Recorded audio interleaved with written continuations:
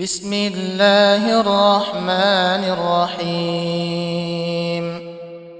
إذ قال يوسف لأبيه يا أبت إني رأيت 11 كوكبا والشمس والقمر رأيتهم لي ساجدين أن اقذفيه في التابوت فاقذفيه في اليم فليلقه اليم بالساحل يأخذه عدو لي وعدو له وألقيت عليك محبة مني ولتصنع على عيني.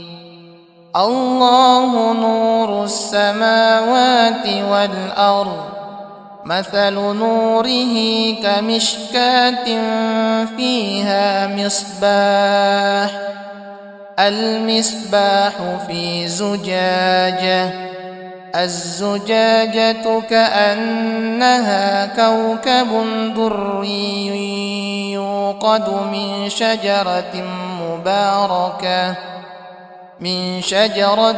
مباركة زيتونة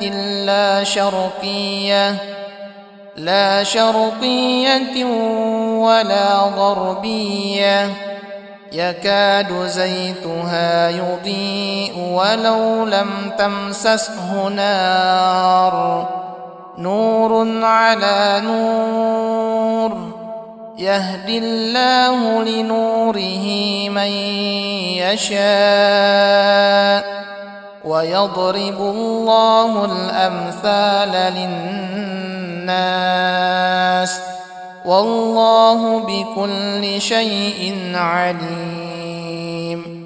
يا أيها النبي إنا أرسلناك شاهدا ومبشرا ونذيرا وداعيا إلى الله بإذنه وسراجا منيرا.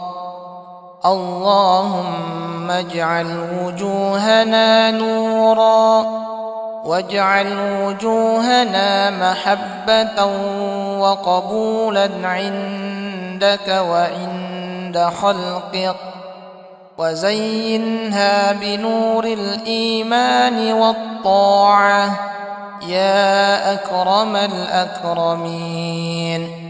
وقل رب أدخلني مدخل صدق وأخرجني مخرج صدق واجعل لي من لدنك سلطانا نصيرا. لا ينهاكم الله عن الذين لم يقاتلوكم في الدين ولم يخرجكم من دياركم أن تبروهم وتقسطوا إليهم إن الله يحب المقسطين.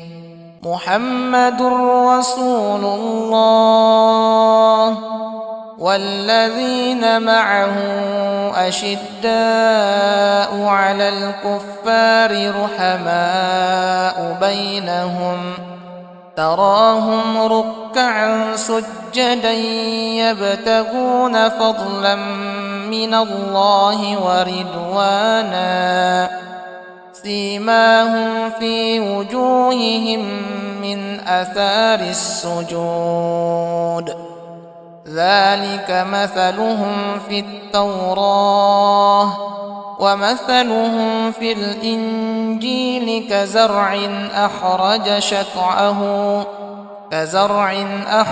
شطأه فآزره فاستغلظ على سوقه يعجب الزراء ليغيظ بهم الكفار. وعد الله الذين آمنوا وعملوا الصالحات منهم مغفرة وعملوا الصالحات منهم مغفرة وأجرا عظيما. وإن يريدوا أن يخدعوك فإن حسبك الله هو الذي أيدك بنصره وبالمؤمنين.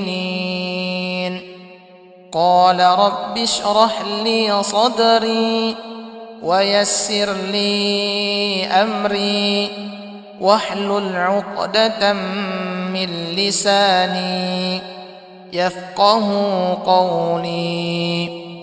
اللهم اجعل في قلبي نورا وفي بصري نورا وفي سمعي نورا وعن يميني نورا وعن شمالي نورا ومن فوقي نورا ومن تحتي نورا واجعلني نورا.